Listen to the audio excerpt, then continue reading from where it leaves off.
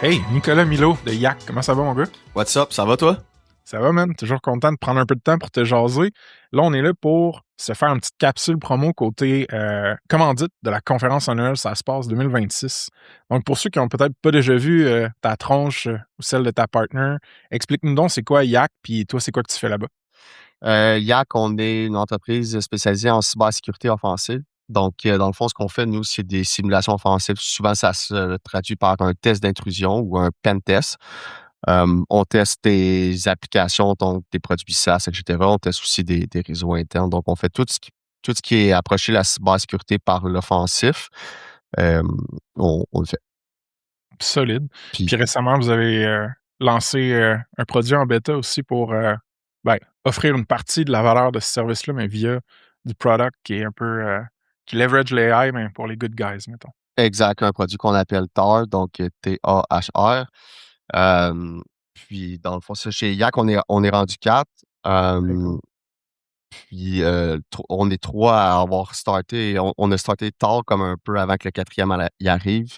Donc, là, on est le team de YAC qui vraiment le power, qui power tard. Puis, basically, l'idée, c'est d'utiliser le AI pour faire des assessments. Donc, on peut appeler ça des scans ou des pen tests by AI. Donc, évidemment, il n'y a pas de human in the loop. Donc, ça ne sera pas pareil comme un test d'intrusion complet comme qu'on le ferait chez YAC.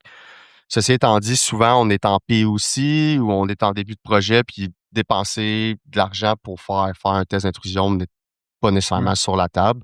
Donc, on essaie de trouver un in-between entre les deux qui permettrait aux gens, aux vibe coders ou n'importe qui de pouvoir faire des assessments, des scans de sécurité sur leur application, euh, soit entre des tests d'intrusion ou soit avant d'être rendu à ton premier test Très cool. d'intrusion.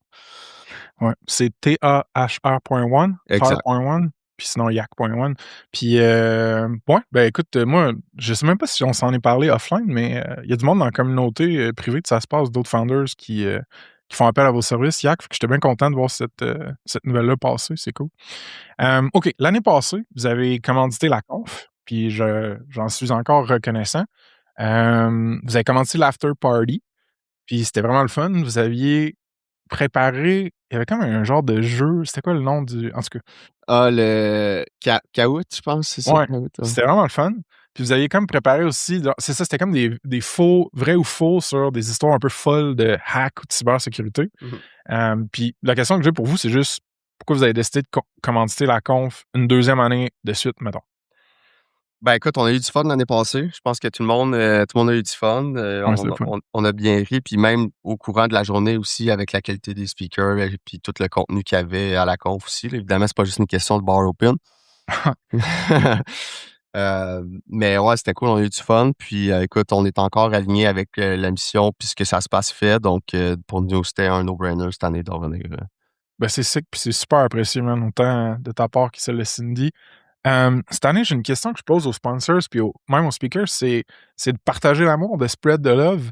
Fait que je veux juste qu'on mette un highlight ou plutôt un spotlight sur une compagnie ou une personne ou une tierce partie qui vous inspire dans l'écosystème puis qu'on veut faire un shout-out. Je vais créditer Cindy pour l'idée. Je la peaufine un petit peu, là, mais l'idée vient d'elle. Puis j'étais assez en accord parce que j'avais de la misère à répondre à cette question-là. Particulièrement, nous, on travaille avec des teams de dev, on travaille Ouais. avec différentes apps à chaque jour. Tu sais, c'est comme on passe d'un app à l'autre, de dev à un autre ou d'un sysadmin à un autre. Donc, c'était quand même difficile de répondre à cette question-là. Je pense que la réponse à ça, c'est les devs en général.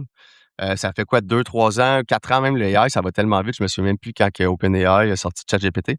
Euh, 3.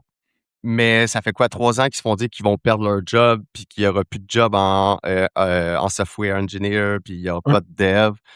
Le AI est arrivé, il y a chaque jour, il y a une nouvelle drama sur Anthropic ou un nouveau produit qui sort AI. Ouais. Donc, rester à jour, rester on top of the game, en même temps de supporter tous les gens à l'interne qui comprennent rien au AI puis qui te posent des questions qui font absolument aucun sens. Puis en même temps, il faut que tu shippes des produits. Mmh. Donc, ouais, je pense que ça serait les devs en général, là. Ouais, je pense non. Heu, genre thriver ou comme performer ou juste rester comme sain d'esprit puis cranky dans un environnement aussi chaotique. parce qu'il y a des opportunités puis des menaces qui pop tout le temps. Puis des fois, ça sonne existentiel, là, de la manière que c'est apporté, là. Non, c'est un beau shout-out, man. Puis pour moi, pour avoir travaillé avec des devs puis avoir eu des devs comme clients pendant très longtemps, c'est toujours un big ça. Des fois, tu es juste comme arrêtez de me parler d'AI. Tu sais, comme je suis un Ouais, grand fan de non. l'AI. L'AI, c'est vraiment, tu sais, on fait tort on top of the AI. Là, je suis très pro AI, mais comme, man, des fois, j'ai juste le goût de prendre un break. Je suis plus Ah, capable du AI. oh, oui, puis non, c'est vraiment fucked up, man. Le rythme de changement puis des fois, je me dis genre, je suis pas sûr que comme individu, notre psychologie, puis même comme civilisation, nos systèmes puis nos sociétés sont adaptés à une frénésie C'est fou. dans le genre. Puis je sais pas si c'est ça la singularity, whatever. Mais des fois, je suis comme: «Man, j'ai juste besoin de genre toucher à du gazon là, Un pour touch reprendre le grass. fucking meme, là». Ouais, touch grass, ouais, c'est fou. Ouais. Parlant des AI, dude, toi, tu viens d'en lancer un produit, tard, tu pentestes un paquet d'apps et de produits SaaS sur le market. Et tu l'impression que c'est quoi l'avantage concurrentiel ou genre le moat, sur lequel les builders, les gens qui bâtissent du logiciel, devraient se concentrer dans l'ère AI dans laquelle on est?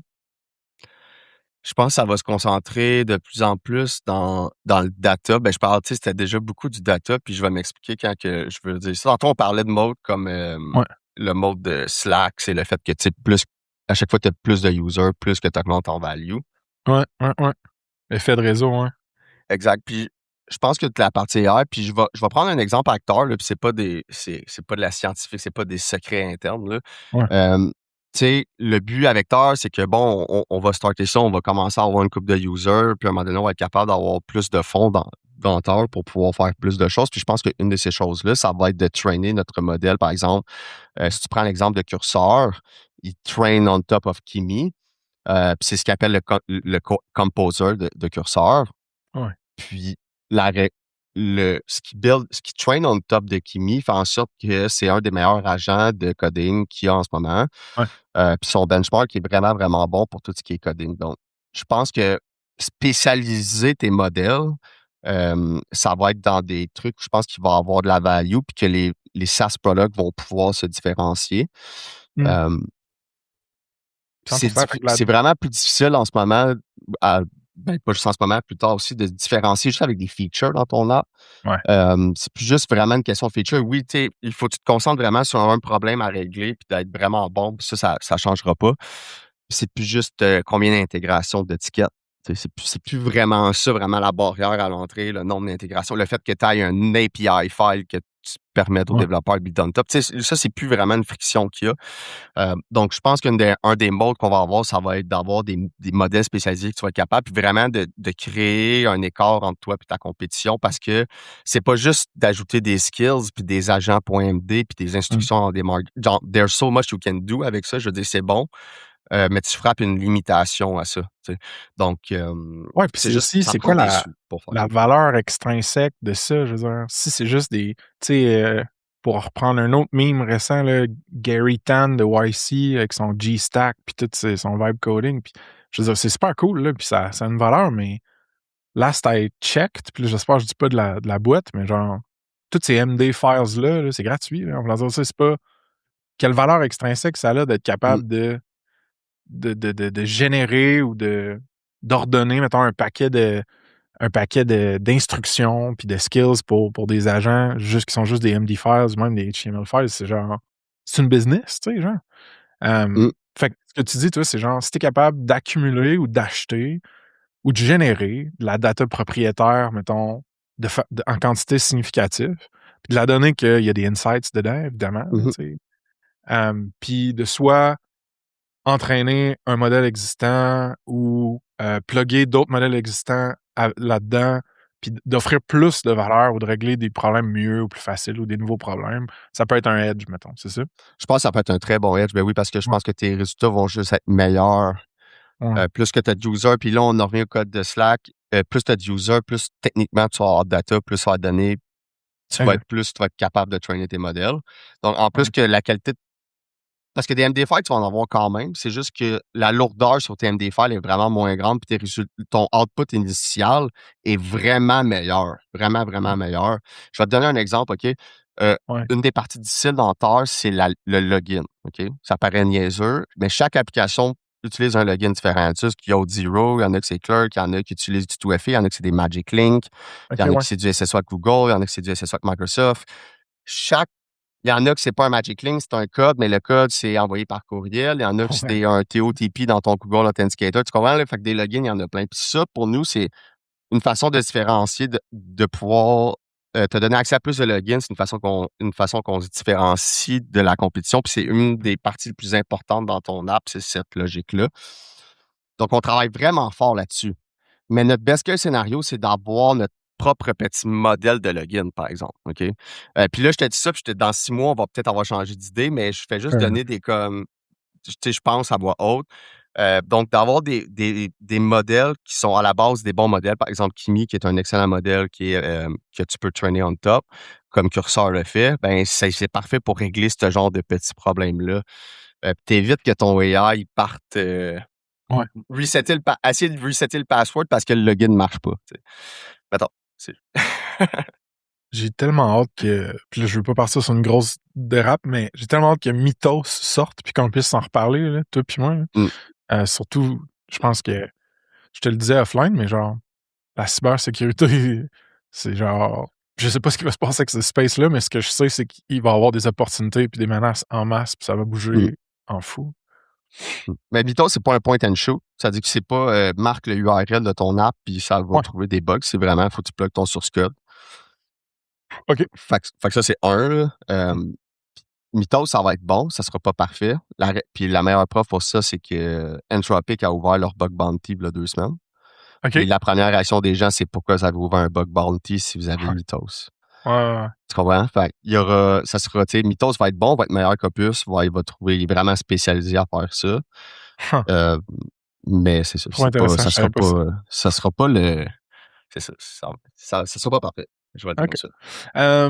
À la conf, le 10 septembre, Mhm. mettons qu'on veut, un casse-glace, un icebreaker avec toi, puis qu'on veut venir te parler de quelque chose. De quoi qu'on peut venir te parler? Ben, tu peux venir me parler du plus gros miss que un de tes agents ou ton AI a fait. Donc, on a tous une affaire de comme WhatsApp, genre mon AI a décidé de faire ça out of the blue. Puis c'est tout le temps des funny stories, on en a plein aussi. Donc, venez me conter ça. Vous pouvez venir me parler de golf aussi. Puis, charler sur Microsoft. Ça, si jamais vous voulez charler sur Ouais. Microsoft, ça me fait toujours plaisir. Puis, parler de Cloudflare aussi, pas mal gros fan de Cloudflare. Cloudflare, c'est un autre bébite qu'il faudrait que je dissèque un moment donné, mais c'est, assez énorme. Alright. Quel genre de SaaS ou de founders en tech au Québec peuvent outreach toi ou Cindy ou Yak en général pour faire de la business avec vous autres? Je te dirais, ça dépend t'es où dans ton stade. Si, mettons, tu fais déjà des pentests, genre une fois par année, quoi que ce soit, puis tu veux comparer les pricing, quoi que ce soit, juste savoir comment qu'on fonctionne, ben, Ouais. ça, c'est comme, assez, c'est pas compliqué.